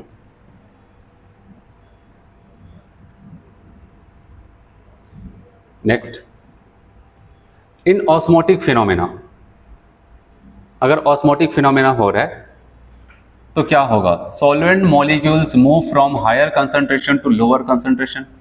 कह रहे हैं कि हायर कंसंट्रेशन से लोअर कंसंट्रेशन की तरफ सॉल्वेंट का मूवमेंट होगा, मतलब गाढ़े सोल्यूशन से हल्के सोल्यूशन की तरफ होगा। कह रहे हैं solvent molecule move from lower concentration to higher concentration.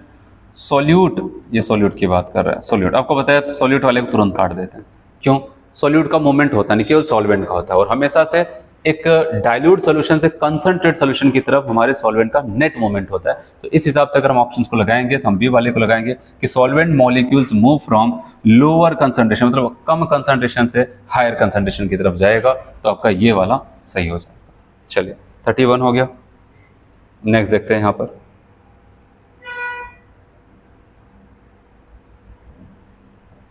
कह रहे if mole fraction of the solvent in a solution decreases, अगर मोल फ्रैक्शन यहाँ पर किसका, अब solvent in a solution decreases, अगर सॉल्वेंट का मोल फ्रैक्शन सॉल्यूशन में घट रहा है तो क्या होगा। तो आपको बताया अगर मैं ए को सोल्यूट, बी को सॉल्वेंट मान रहा हूँ, तो हमने बताया आपको एक्स बी के डायरेक्टली प्रोपोर्शनल, अगर इसके मोल फ्रैक्शन घटेंगे तो जिनका मोल फ्रैक्शन घटा उसका क्या घट जाएगा, वेपर प्रेशर भी। चलो आते हैं, कह रहे हैं वेपर प्रेशर सोल्यूशन का इंक्रीज करेगा, सॉल्वेंट की मात्रा यहाँ पर घटाई जा रही है, सॉल्वेंट घटेगा तो क्या हो जाएगा, गलत बोल रहे हैं, बॉइलिंग पॉइंट डिक्रीज कर जाएगा, बॉइलिंग पॉइंट डिक्रीज कर जाएगा अगर इसकी मात्रा को हम कम कर रहे हैं। और कह रहे हैं कि ऑस्मोटिक प्रेशर इंक्रीजेस, अगर सॉल्वेंट की मात्रा को हम कम करते चले जा रहे हैं, सॉल्वेंट को कम करते चले जा रहे हैं, तो वो कंसंट्रेट होता चला जा रहा है ना। आपको पता है अगर वहाँ पर सॉल्वेंट की मात्रा को कम करते चले जाएंगे, मोल फ्रैक्शन मतलब उसके अमाउंट वो कम होता चला जाएगा, तो क्या हो जाएगा, गाढ़ा होता चला जाएगा, क्योंकि पाई बराबर CRAT हमें पता है। अगर वो गाढ़ा होता चला जाएगा, कंसंट्रेशन बढ़ रहा है, तो ऑस्मोटिक प्रेशर भी बढ़ता जाएगा। तो अब बताओगे यहाँ पर ये तो सही है, सवाल आता है क्या यहाँ पर vapour pressure of solution increase कर जाएगा, वेपर प्रेशर बढ़ेगा, नहीं, वेपर प्रेशर तो इसका मतलब आपको पता है अगर सोल्यूट आप घटाते चले जा रहे, मतलब सॉल्वेंट अगर आप घटाते चले जाए तो सोल्यूट की मात्रा उसके रिस्पेक्ट में, क्योंकि इसका मोल फ्रैक्शन घटा तो किसका बढ़ जाएगा, अब बताओगे सोल्यूट का बढ़ जाएगा, और सोल्यूट के मोल फ्रैक्शन अगर बढ़ने लगे तो आपको पता है कि वेपर प्रेशर घटने लगेगा, बढ़ेगा नहीं। और आपसे कह रहे हैं कि बॉइलिंग पॉइंट डिक्रीज कर जाएगा, नहीं, वो और गाढ़ा होता चला जा रहा है, कंसंट्रेट होता चला जा रहा है, तो बॉइलिंग पॉइंट्स और भी ज़्यादा बढ़ जाएगा। तो अब बताओ कि इसमें एक ही ऑप्शन सही है, सी वाला, उसी को टिक करते हैं। चलिए यहाँ पर देखते हैं क्वेश्चन नंबर 33। कहा गया सॉल्यूशंस कंटेनिंग इतना gram urea in 1 litre was found to be isotonic। ऐसे क्वेश्चंस इंपॉर्टेंट हो सकते हैं। 0.5% weight by volume solution of an organic non volatile solute, the molecular weight of latter, मतलब नॉन वोलेटाइल सॉल्यूट का आपको molecular weight बताना है। चलो आइसोटोनिक आ गया तो आपको इसका मतलब समझना है, π1 बराबर π2 है कि नहीं। अच्छा 0.5% का मतलब आप लिख सकते हैं क्या यहाँ पर, 0.5% वेट बाई वॉल्यूम, इसको मैंने हमेशा से बताया आपको पढ़ाते समय, इतना परसेंट है तो कह सकते हैं 0.5 ग्राम ऑफ सोल्यूट या फिर organic compound present in volume है 100 ml ऑफ सॉल्यूशन। ठीक, ऐसा कुछ वहां पर होता है 100 ml ऑफ सॉल्यूशन। तो पाई 1 बराबर पाई 2, तो आप कह सकते हैं यहाँ पर देखो दोनों हमारे ये यूरिया है, ऑर्गेनिक कंपाउंड वो भी नॉन, वहां पर हमारा नॉन इलेक्ट्रोलाइट्स में आएगा। इसको कह सकते हैं C1RT बराबर C2RT। टेम्परेचर कांस्टेंट तो कैंसिल, C1 को लिख सकते हैं W1 इंटू 1000 अपान M1 इंटू V1। यहाँ पर लिख सकते हैं W2 इंटू 1000 अपान M2 इंटू V2। चलो वैल्यू को रखते हैं, क्या क्या पता है क्या नहीं पता है हम लोग को। हमसे पूछा गया मॉलिक्यूलर वेट इनका, इसको 1 मान लिया, ये यूरिया वाला, इसका मास कितना हो जाएगा 8.6 इंटू 1000 और उसके बाद क्या हो जाएगा मॉलिक्यूलर वेट यूरिया का 60 होता है। अच्छा, इसका वॉल्यूम आपको बताया गया 1 लीटर। 1 लीटर का मतलब हम ml की वजह से 1000 लगाएं तो 1 यहाँ पर आ जाएगा कितना 1000 ml। चलो W2 आपको बताया गया 0.5 ग्राम है इंटू 1000, M2 पता करना है और वॉल्यूम इसका हमें यहाँ पर 100 ml। ठीक, ऐसे हो जाता है। चलो 1000 से 1000 कैंसिल हो जाता है, यहाँ से ये 2 0 कैंसिल हो जाए। M2 निकालना है, क्या निकालना है M2। हाँ ठीक है, यहाँ पर 1 0 बचेगा, इसकी वजह से हट जाएगा। यहाँ पर आपका बचेगा 5, यहाँ पर 60 और उसके बाद क्या आ जाएगा 8.6। ठीक है, तो अब यहाँ पर क्या हो जाता है कि आप इसको सॉल्व करना तो आपका लगभग आंसर 34.89 के आसपास आएगा। ठीक है, यहाँ पर 1000 कैंसिल हुआ, वहाँ पर 10 100, ये 1 0 बचा, ये पॉइंट हट गया, 60 वहाँ पर गया, 5 इंटू 60 हो जाएगा और अपान इतना। ठीक है, तो आपका ये 34.89 के आसपास आएगा। इसको करना, ठीक है।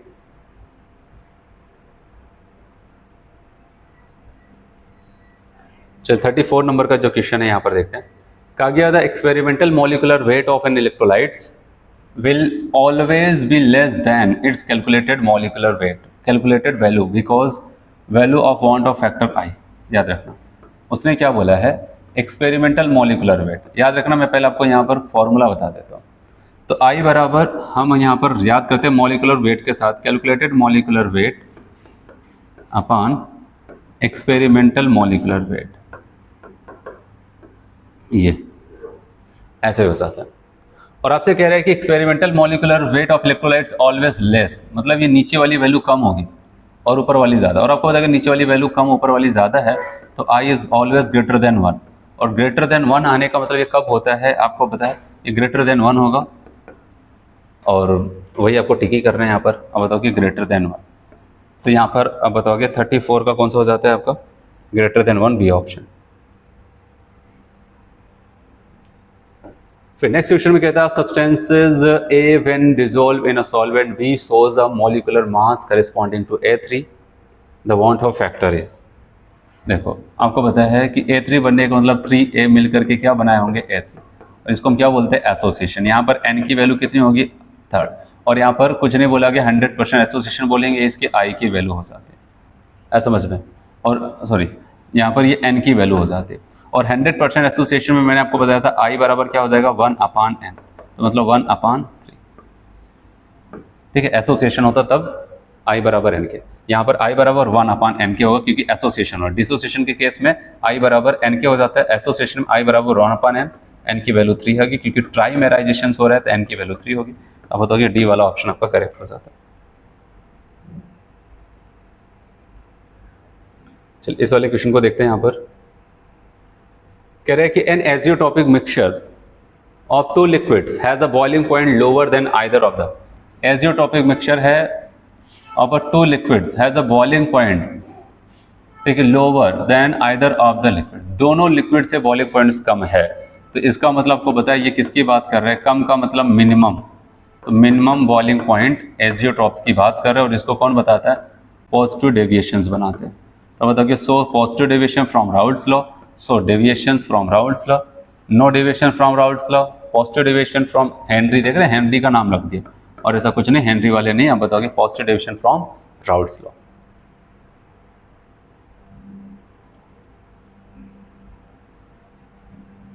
Increasing temperature of an aqueous solution will cause, अगर increasing temperature an aqueous solution will cause, अगर हम टेम्परेचर को बढ़ा दें तो क्या होगा? मैंने कहा कि जो वॉल्यूम से एसोसिएटेड कंसंट्रेशन के टर्म्स होते हैं वो घट जाते हैं। जैसे अगर आपसे पूछे जाए मोलरिटी क्या हो जाएगा, बताओगे डिक्रीज करेगा। नॉर्मेलिटी क्या हो जाएगा? डिक्रीज। क्यों? क्योंकि मैं आपको बता दूं, अगर आप टेम्परेचर बढ़ाते हो तो वॉल्यूम क्या हो जाता है? इंक्रीज करता है। और चाहे मोलरिटी हो, नॉर्मेलिटी हो, वॉल्यूम के इन्वर्सली प्रोपोर्शनल होते हैं। अगर वो बढ़ रहा है तो ये लोग क्या हो जाएंगे? घट जाते हैं। तो आपको बताया कि डिक्रीज द मोलरिटी, अब बताओ ये टेम्परेचर पे डिपेंड ही नहीं करता है। डिक्रीज द मोलरिटी, अब बताओ ये लाइन सही कह रहे हैं। Decrease the mole fraction depend करता ही नहीं है, और ये लोग मास बाई मास डिपेंड नहीं करते। तब बताओ यहाँ पर बी वाला ऑप्शन होगा। अगर हम टेम्परेचर को इंक्रीज करते हैं तो मोलरिटी जो है कैपिटल है वो डिक्रीज कर जाएगा, क्योंकि वॉल्यूम के इन्वर्सली प्रोपोर्शनल होता है, और टेम्परेचर बढ़ा करके वॉल्यूम बढ़ जाता है। ठीक है, चलिए अगला क्वेश्चन अगर हम बात करते हैं 38 नंबर का जो है, in the depression of freezing point experiment it is found that, क्या पाया जाता है यहाँ पर डिप्रेशन फ्रीजिंग पॉइंट में? The vapour pressure of the solution is more than pure H2। Depression freezing point याद रखना, ये डेल्टा TF की बात करें, किसकी? Delta TF। Experiment it's found the vapour pressure of solution is more than pure water. गलत, हमेशा से याद रखना, नॉन ब्रिटल सॉलिड को डालोगे तो वेपर प्रेशर सॉल्यूशन का घटता जाएगा। कह रहे हैं vapour pressure of the solution is more than that of pure solute. ठीक है, अगर सोल्यूट की तुलना करते हैं तो वहां पर देख सकते हैं, फिर कहते हैं only solute molecule solidified at freezing point. कह रहे हैं कि only solvent molecule solidified at freezing point. तो अब बताओगे नहीं, तो यहाँ पर हम कह सकते हैं एक चीज़ हमेशा याद रखना कि अगर फ्रीजिंग पॉइंट की बात आती है, डिप्रेशन का एक्सपेरिमेंट हो जाता है, तो ये उससे प्राप्त इससे देखा गया है कि फ्रीजिंग पॉइंट पे, ठीक है, तो केवल वहाँ पर जो सॉल्वेंट मॉलिक्यूल होता है वही फ्रीज करता है, सोल्यूट नहीं करता है। तो इस हिसाब से अगर 38 का हम लोग देखिए तो हमारे लिए सबसे बेस्ट यहाँ पर डी ऑप्शन होगा, only solvent molecule solidified at freezing point. जो फ्रीजिंग पॉइंट उनका प्राप्त होता है केवल वहाँ पर सॉल्वेंट का मॉलिक्यूल ही फ्रीज होता है, सोल्यूट हमारा फ्रीज नहीं होता। जैसे यूरिया ले लिया, अगर वहाँ पर चीनी ले लेते हैं, शुगर जो भी लेते हैं, अगर उसको डाल करके वहाँ पर उसको फ्रीज करते हैं तो केवल और केवल वहाँ पर वाटर में डाल करके, केवल वाटर ही अपने फ्रीजिंग पॉइंट पे, जब उस सोल्यूशन का फ्रीजिंग पॉइंट मिलेगा तो वाटर ही अपना लिक्विड से सॉलिड फॉर्म में चला जाएगा, वो वहाँ पर जो हमारा शुगर्स हैं ये सब नहीं जाते हैं। तो बताओ कि यहाँ पर ये हो जाएगा।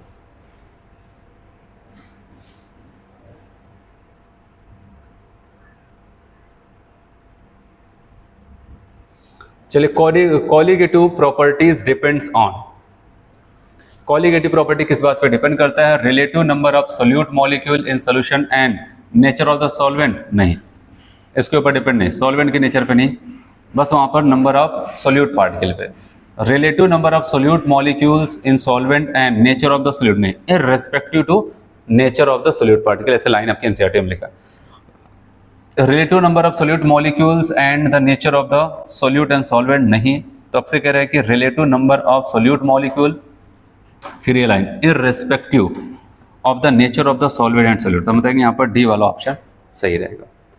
ठीक है, केवल नंबर ऑफ पार्टिकल पे डिपेंड करता है, कैसा है पार्टिकल उससे कुछ मतलब नहीं है। तो क्वेश्चन नंबर अगर 40 की हम लोग बात करते हैं, देखते हैं यहाँ पर, the vapour pressure of pure benzene and toluene particular temperature is 100 and 50 mm respectively. Then the mole fraction of the benzene in vapor phase in contact with equimolar solution of benzene and toluene. याद रखना, आपसे कह रहा है कि हमें mole fraction बताओ, लेकिन कहाँ पर? वेपर फेज में बताओ। ये मोल फ्रैक्शन आपसे पूछा जा रहा है वेपर फेज का, in contact with equimolar solution of benzene and toluene. कह रहे बेंजीन और टोल्यूइन का जो मोलर है वहाँ पर सेम है।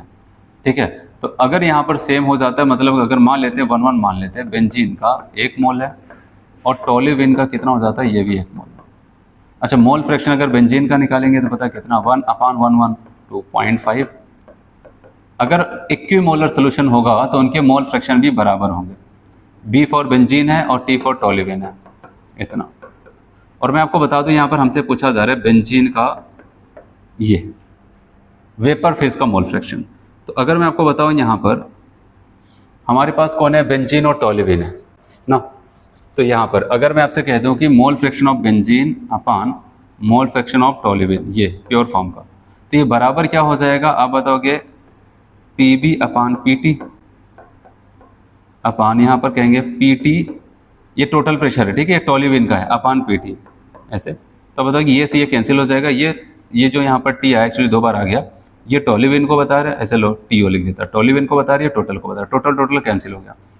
तो अब अगर आपको पता है कि हमें क्या करना है, यहाँ पर बेंजीन का निकालना है, लेकिन इसका भी नहीं पता है, तो हमने कहा कोई बात नहीं, हम एक काम ये करते हैं, यहाँ पर लिख देते हैं वाई बी अपान 1 माइनस वाई बी, क्योंकि वाई टी टोल्यूइन का तो पूछा नहीं क्या, तो उसको भी 1 माइनस वाई बी कर देते हैं, और यहाँ पर बचेगा P B upon P T.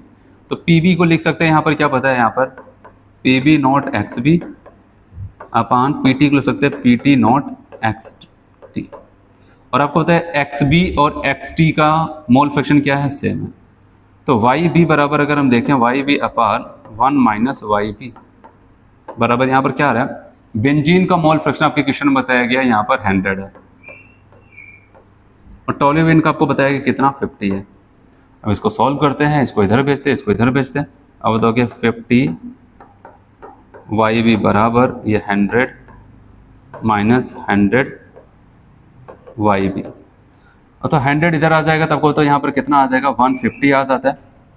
अगर मैं इधर आ जाता हूँ, यहाँ पर बताएंगे 150 वाई बी बराबर कितना आ जाएगा, 100, ठीक है।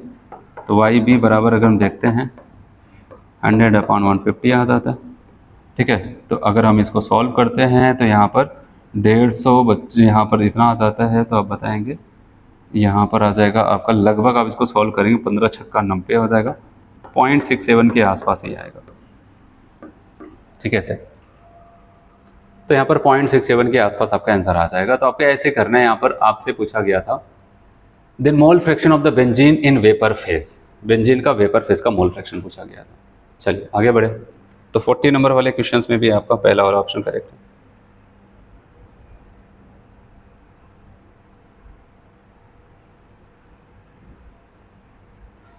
Which one of the following binaries liquids mixture exhibit negative deviation from Raoult's law? Negative deviations from Raoult's law, example की बात कर रहे हैं, नेगेटिव डेविएशन राउल्ट्स लॉ के लिए कौन कौन सा एग्जाम्पल होगा, चलिए देखते हैं। एन हेक्सेन एन हेप्टेन, आपको बताइए आइडियल की बात कर रहे हैं ना, ये तो गया। क्लोरोफॉर्म और एसीटोन, क्लोरोफॉर्म और एसीटोन, ना तो इसमें हाइड्रोजन बॉन्डिंग ना तो इसमें, लेकिन आपस में मिलाने के बाद हाइड्रोजन बॉन्डिंग बन जाती है, इसी को बताया था। कहाँ पर आ जाएंगे आपके, ये आ जाएंगे यहाँ पर नेगेटिव डेविएशन। चलो और एग्जांपल्स को देखते हैं। कार्बन डाइसल्फाइड एसीटोन, ये क्या हो जाएगा, पॉजिटिव डेविएशन। ब्रोमोबेंजीन क्लोरोबेंजीन, ये आप बताओगे ये क्या हो जाएगा, ideal solution. Benzene toluene ideal solution, तो आप बताओगे यहाँ पर कौन सा ऑप्शन, ये क्लोरोफॉर्म और एसीटोन। इसका स्ट्रक्चर भी आपको बना के दिखाया था पढ़ाते समय, तो वहाँ पर क्लोरोफॉर्म एसीटोन का वहाँ पर, ठीक है, इनके बीच में कैसे हाइड्रोजन बॉन्डिंग बन जाती है। For an ideal binary liquid mixture, तो क्या सही होगा, डेल्टा एक्स मिक्सिंग कभी जीरो हो सकती है, नहीं। डेल्टा एच मिक्सिंग तो जीरो हो जाएगा, लेकिन याद रखें वहाँ पर एंट्रोपी ऑलवेज इंक्रीज करती है, जीरो कभी नहीं होता, लेकिन ऐसे याद रखना delta S greater than zero हो जाता है और delta G less than zero. ये स्पॉन्टेनियस को बताता है, और ये बताता है कि एंट्रोपी क्या कर जाती है, इंक्रीज करती है। तो इस हिसाब से देखा जाए ये तो सही था, लेकिन ये गड़बड़ हुआ। ये डेल्टा वी मिक्सिंग आइडियल के लिए जीरो होता है, लेकिन डेल्टा जी जीरो तो नहीं होता, लेकिन ग्रेटर देन जीरो भी नहीं होता है। अब बताओ कि यहाँ पर delta S mixing greater than zero, delta G mixing less than zero. अब बताओ कि यहाँ पर डी वाला करेक्ट होगा। चलिए नेक्स्ट क्वेश्चन देखते हैं यहाँ पर। Which of the following will show a negative deviation from Raoult's law. Negative deviations देखते हैं। तो एसीटोन और बेंजीन, एसीटोन और बेंजीन बता रहे हैं, नहीं ऐसा कुछ नहीं दिख रहा है। एसीटोन और इथेनॉल, बेंजीन, मेथेनॉल, एसीटोन और क्लोरोफॉर्म, अभी आपको बताया था जो एग्जांपल, एसीटोन और क्लोरोफॉर्म, वहां पर जैसे आपको बताया था। चलो यहाँ पर बना देता हूँ। यहाँ पर क्या हो जाएगा, अगर एसीटोन की हम लोग बात करते हैं CH3CO CH3 हो जाता था ना, ऐसे इसको बना देते हैं। ये नेगेटिव डेविएशन की बात हो रही है, तो ऐसे। और क्लोरोफॉर्म ये रहता है हमारा, इन दोनों को जब मिलाते हैं तो यहाँ पर हाइड्रोजन बॉन्डिंग मतलब एक लगाव बढ़ जाता है, और लगाव बढ़ जाना अनलाइक फोर्सेस बढ़ जाना, वो किसकी बात करता है? नेगेटिव डेविएशंस की। तो बताओ यहाँ पर डी वाला ऑप्शन करेक्ट हो जाएगा। हमसे नेगेटिव ही पूछा गया था ना। चलिए नेक्स्ट क्वेश्चन यहाँ पर आपको बताया गया, which of the following is an example of maximum boiling azeotrope. Maximum boiling azeotropes की अगर बात करते हैं, देखो बताया गया KCl solution in water, 90% ethanol 10% water. नहीं, इथेनॉल और वाटर का मिक्सचर एक बनता है, वो क्या कर जाता था वहाँ पर मिनिमम बॉइलिंग एजियोट्रॉप जो कहते थे स्प्रिट, रेक्टिफाइड स्प्रिट, लेकिन इसका कॉम्बिनेशन इतना नहीं था, वहाँ पर 95% इथेनॉल था, 4.5% के आसपास, 5% के आसपास वाटर था। लेकिन हमें बताना मैक्सिमम बॉइलिंग, तो यहाँ पर कह रहे हैं नाइट्रिक एसिड और वाटर, और ये परसेंटेज भी याद रखना, आपकी एनसीईआरटी की बुक में ये परसेंटेज लिखा है। तो बताओगे 68% नाइट्रिक एसिड, 32% क्या हो जाएगा वहाँ पर? वाटर। तो ये हमारा मैक्सिमम बॉइलिंग एजियोट्रॉप्स का फॉर्मेशन करता है। 45 नंबर का क्वेश्चन देखते हैं, कहा गया the system that forms maximum boiling azeotropes is. Maximum boiling azeotropes, फिर से एग्जांपल। तो मैक्सिमम बॉइलिंग एजियोट्रॉप्स का मतलब यहाँ पर याद रखना कि तुरंत आपके माइंड में आना चाहिए नेगेटिव डेविएशन की बात कर रहा है, और ज़्यादातर ऐसे क्वेश्चन आएगा तो आपको कोई एक एग्जांपल नेगेटिव डेविएशंस का देगा, इसके अलावा सबके सब क्या हो जाएंगे? पॉजिटिव डेविएशन, फिर आइडियल सोल्यूशन का देगा। कार्बन डाइसल्फाइड एसीटोन, आप बताओ ये पॉजिटिव डेविएशन का है। बेंजीन टोल्यूइन, ये आइडियल सोल्यूशन का है। एसीटोन क्लोरोफॉर्म, बार बार ये एसीटोन क्लोरोफॉर्म, आप बताओ यही नेगेटिव डेविएशंस है, और ये वहाँ पर हमारा बना सकता है, ये हमारा आइडियल सोल्यूशन। देख रहे कई क्वेश्चन हम लोग पढ़े हैं वहाँ पर एसीटोन और क्लोरोफॉर्म, सभी किसी न किसी एग्जाम में पूछे हुए क्वेश्चन है। तो नेगेटिव डेविएशन के लिए इस एग्जाम्पल्स को बहुत ज़्यादा टारगेट करता है। चलो नेक्स्ट क्वेश्चन की अगर हम लोग बात करते हैं यहाँ पर, after adding non volatile solute freezing point of a water decreases. Freezing point water decrease कर जाता है इतना, मतलब डेल्टा टी भी आपको ये बता दिया। और फ्रीजिंग पॉइंट ना delta T F, delta calculate delta T V if के एफ इतना है, के बी इतना है। देखो आपको कह रहे सोल्यूशन सेम, वहाँ पर उसको बदल नहीं रहा है कि डिफरेंट सोल्यूशन है, तो सेम सोल्यूशन के लिए यहाँ पर आपको कॉन्स्टेंट लगाना डेल्टा टी एफ अपान डेल्टा टी वी बराबर, यहाँ पर हम लगाएंगे के एफ अपान के, क्योंकि फॉर्मूले में एम आता है, अगर सेम सोल्यूशन है तो एम एम क्या हो जाएगा? कैंसिल। डेल्टा टी एफ की अगर हम बात करते हैं, हमें तो यहाँ पर क्या दिया है? After adding non volatile solute freezing point of water decreases, इतना घट जाता है। ठीक है, तो डेल्टा टी एफ अगर हम देखते हैं तो यहाँ पर डेल्टा टी एफ की अगर बात करते हैं तो इतना घट करके इतना, मतलब आपको ये सोल्यूशन का दे दिया, और आपको पता है फ्रीजिंग पॉइंट के लिए हम क्या करते हैं? T F minus T F not, और आपको पता है इसकी वैल्यू वाटर के लिए फ्रीजिंग पॉइंट 0 माइनस कितना आ जाएगा? 0.186, तो माइनस माइनस क्या हो जाएगा? प्लस 0.186, ये डेल्टा टी बी आ गया, उसको यहाँ पर रखते हैं 186। डेल्टा टी बी हमें पता होना चाहिए, डेल्टा टी एफ आ गया, ये पता करना है। के एफ की बात करते हैं, बताया गया 1.86, और अगर हम बात करते हैं यहाँ पर के वी की बात करते हैं तो के वी की वैल्यू यहाँ पर आपको दिया है 0.52। अगर हम देखें यहाँ पर ये वैल्यू कैंसिल हो जाएगी, तो यहाँ पर 0.1 बचेगा, क्योंकि यहाँ पर एक एक्स्ट्रा अंक के बाद दशमलव था, यहाँ पर 2 के बाद यहाँ पर 3 के पास, ये जा करके यहाँ पर डेल्टा टी बी जब मल्टीप्लाई होगा तो 0.052 इतना केल्विन आ जाएगा, और आपका पहला वाला ऑप्शन करेक्ट हो जाता है। चलिए नेक्स्ट क्वेश्चन देखते हैं हम यहाँ पर, और नेक्स्ट क्वेश्चन में यहाँ पर आपको क्या बोलता है? 0.06% aqueous solution of urea is isotonic with 0.06% है। देखो अब आपको क्या करना है, यहाँ पर पाई बराबर हमें पता है C R T, R T तो सबका फिक्स है। ठीक है, जिसके सी की वैल्यू मैच कर जाएगी उसी के हिसाब से आइसोटोनिक होगा। ठीक है, क्योंकि इसीलिए हम कहते हैं आर टी सेम है तो C1 बराबर C2, जितनी कंसंट्रेशन इसकी होगी उतनी कंसंट्रेशन जिसकी होगी उसी को टिक करेंगे। चलो इनकी कंसंट्रेशन कितनी होगी, पहले इसको ओपन करते हैं। देखो W/V लिखा, तो इसको कहेंगे 0.06 gram of urea present in 100 ml of solution, है कि नहीं? चलो अब मोलरिटी जल्दी से निकालो इनका। मोलरिटी बराबर कहेंगे कि मास सोल्यूट का 0.06 इंटू 1000 अपान यहाँ पर 60 इंटू क्या हो जाएगा 100। देख रहे हैं यहाँ पर ऐसा कुछ हो जाता है। अगर यहाँ पर इनके 2 जीरो से हम क्या करते हैं, इसको हटा देते हैं, यहाँ से ये कैंसिल हो जाएगा और 1 जीरो से ये। तो अब बताएंगे यहाँ पर क्या हो जाता है कि आपका 1 2 और यहाँ पर 3, तो अब बताओ कि 6 बचेगा, यहाँ पर 600 बच जाएगा ना, 6 दम में 1/100, और 1/100 को लिखे तो 0.01 लिख सकते हैं। इतनी मोलरिटी है उसकी।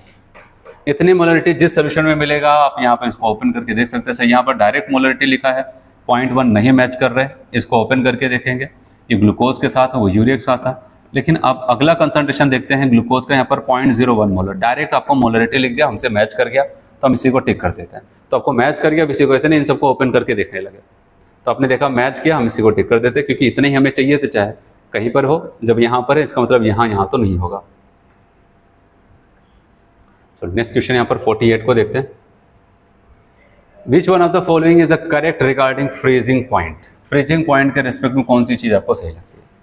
Solid and liquid at freezing point. Freezing point पे क्या चीज़ आपको सही लग रही है, क्या गलत?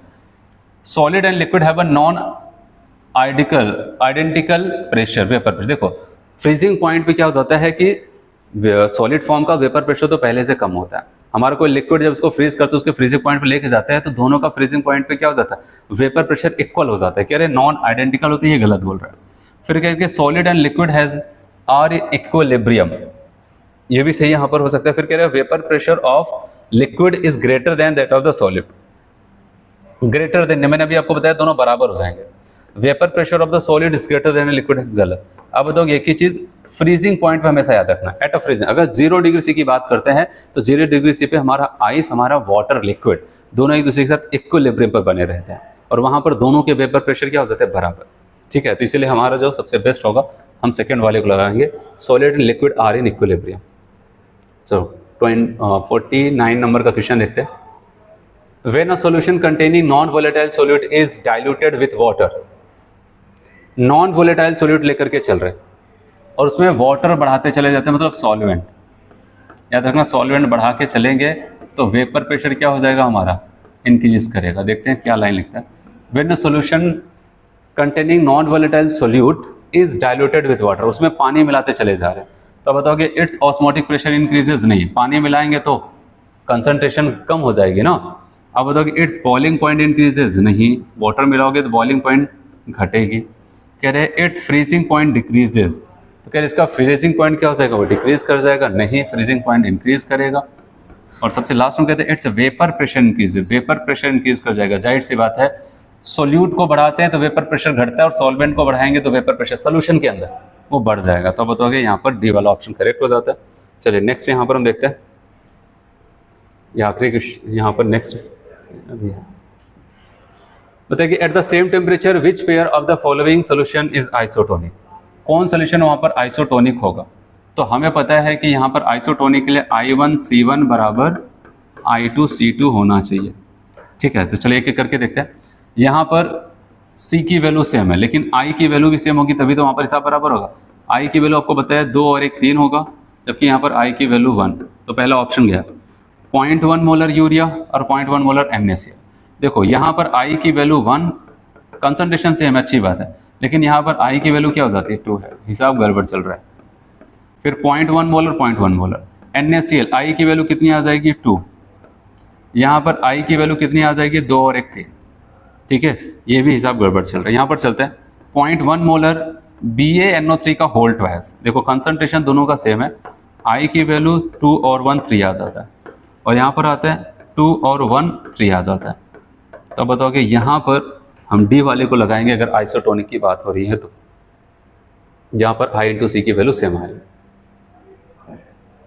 कह रहे want Hoff factor of equimolar solution of sodium chloride, मतलब NaCl, वेरियम क्लोराइड BaCl2 और ग्लूकोज C6H12O6, क्या होगा? आपको बताएं यहाँ पर कितने आयन से, 2, यहाँ पर कितना हो जाएगा, 2 और 1 3, यहाँ पर ये नॉन इलेक्ट्रोलाइट से तो 1, तो बताओ कि 2 3 1, कौन सा ऑप्शन 2 3 1 रेस्पेक्टिवली आप बताएंगे, डी वाला ऑप्शन यहाँ पर हो जाता है। तो यहाँ तक आपके सोल्यूशन चैप्टर का जो सेक्शन ए था वो टोटली फिनिश हो सकता है, हो गया है। यहाँ पर जो अगला लेक्चर होगा उसमें हम लोग क्या कर रहे हैं, जो सेक्शन बी के क्वेश्चन है उसको डिस्कस करेंगे। तो आज इतना करते हैं, ठीक है, थैंक यू।